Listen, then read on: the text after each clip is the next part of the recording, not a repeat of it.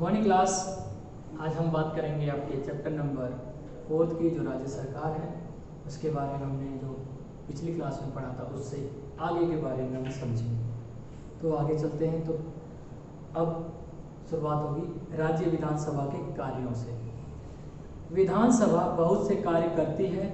विधानसभा का सबसे महत्वपूर्ण कार्य राज्य सूची में शामिल विषयों पर कानून बनाना है। विधानसभा न केवल कानून बनाती है बल्कि पुराने कानून को समाप्त कर सकती है। जैसे केंद्र सरकार राष्ट्रीय महत्व के विषयों में कानून बनाती है, जैसे उदाहरण के तौर पर रक्षा, विदेशी मामलों, बैंकिंग, रेलवे आदि, वैसे ही राज्य सरकार स्थानीय महत्व के विषयों में जैसे कृषि, व्यापार और वाणिज्य, शिक्षा आदि पर कानून बनाती है। राज्य विधानसभा द्वारा कानून बनाने की प्रक्रिया। विधानसभा में दो प्रकार के विधेयक पेश किए जाते हैं, साधारण विधेयक तथा धन संबंधी विधेयक। विधेयक एक प्रस्तावित कानून का प्रारूप होता है जिसे विधानसभा में चर्चा के लिए पेश किया जाता है। एक मंत्री या एक विधायक विधानमंडल के दोनों में से किसी भी सदन में बिल पेश कर सकता है। इस पर सदन में चर्चा की जाती है और इस पर मतदान करने से पूर्व यदि आवश्यक हो तो संशोधन किए जाते हैं।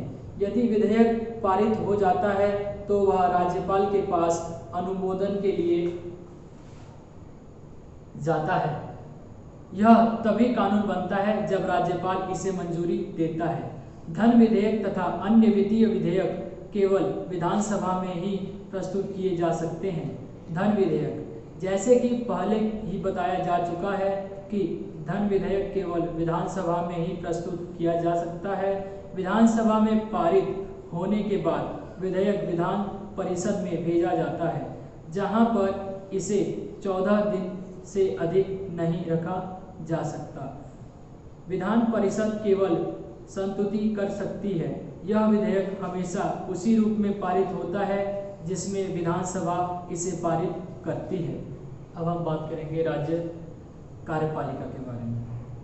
राज्यपाल राज्य का प्रधान होता है। सरकार का उत्तरदायित्व मुख्यमंत्री तथा उसकी मंत्रिपरिषद में निहित होता है जो प्रशासन की देखभाल करते हैं।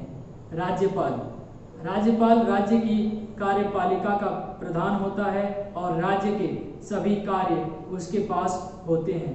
भारत के संविधान के अनुसार प्रत्येक राज्य के लिए एक राज्यपाल या दो या अधिक राज्यों के लिए एक राज्यपाल हो सकता है। राज्यपाल के पद की योग्यता के लिए व्यक्ति भारत का नागरिक होना चाहिए तथा कम से कम 35 वर्ष की आयु का होना चाहिए। वह संसद या राज्य विधानमंडल का सदस्य न हो या किसी सरकारी पद पर वेतन न ले रहा हो। राज्यपाल के कार्य और शक्तियां। राज्यपाल सरकार बनाने के लिए राज्य विधानमंडल में बहुमत प्राप्त करने वाले दल के नेता को आमंत्रित करता है। राज्यपाल मुख्यमंत्री, मंत्री परिषद तथा राज्य के अन्य उच्च पदाधिकारियों की नियुक्ति करता है। राज्यपाल विधानसभा को भंग करने की शक्ति भी रखता है। राज्यपाल चुनाव के बाद विधानसभा के प्रथम सत्र को संबोधित करता है। विधानसभा में पारित प्रत्येक विधेयक पर उसकी अनुमति आवश्यक है। जब विधानसभा न चल रही हो तो वह अध्यादेश या कानून भी पारित कर सकता है।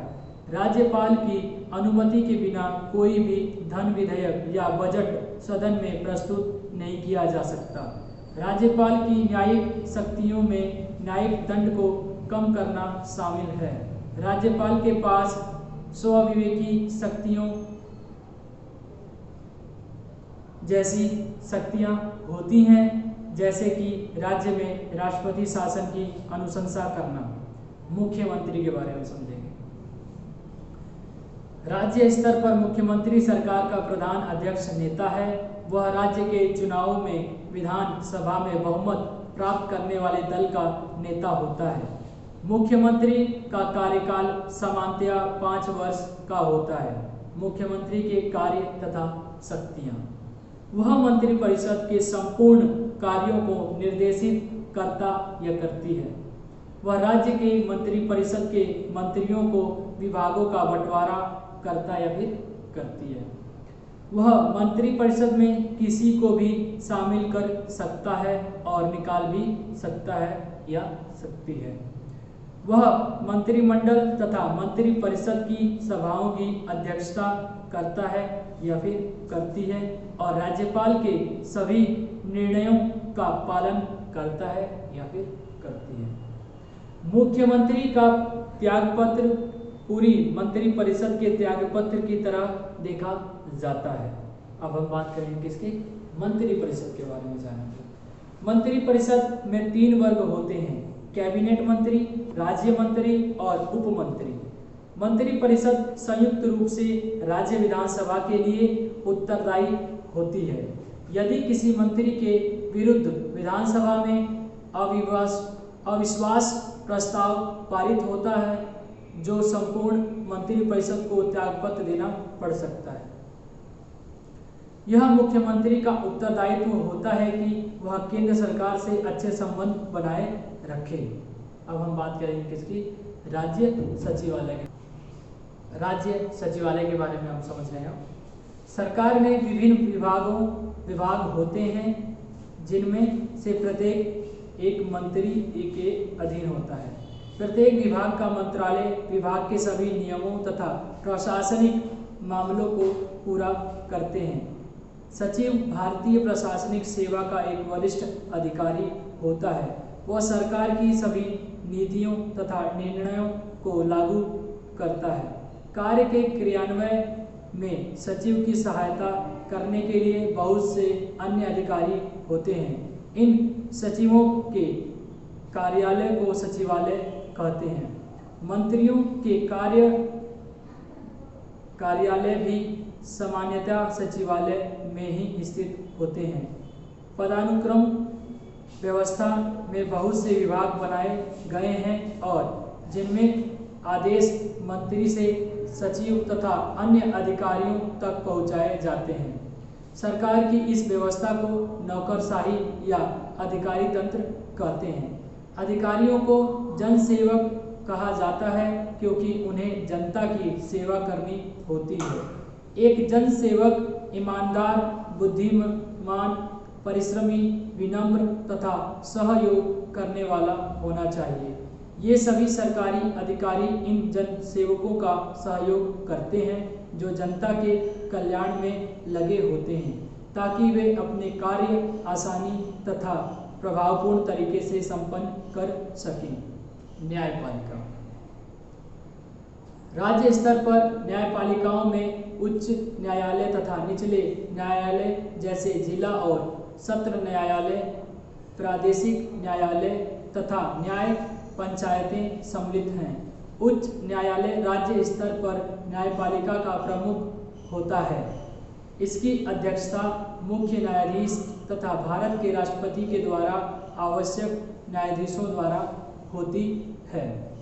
हमने इस अध्याय के अंदर राज्य सरकार और उसके कार्यों के बारे में बड़ी उल्लेखपूर्वक हमने इस अध्याय को समझा, जिसमें कि राज्य विधानसभा के बारे में हमने जाना, उसके बाद विधानसभा के कार्यों के बारे में जाना, विधानसभा क्या होती है, उसके अध्यक्ष कैसे बनाए जाते हैं, राज्य कार्यपालिका क्या होती है, मुख्यमंत्री क्या होते हैं, मंत्रिपरिषद क्या होते हैं, राज्य सचिवालय क्या होता है और न्यायपालिका हमने आखिरी में इस अध्याय के अंदर समझा।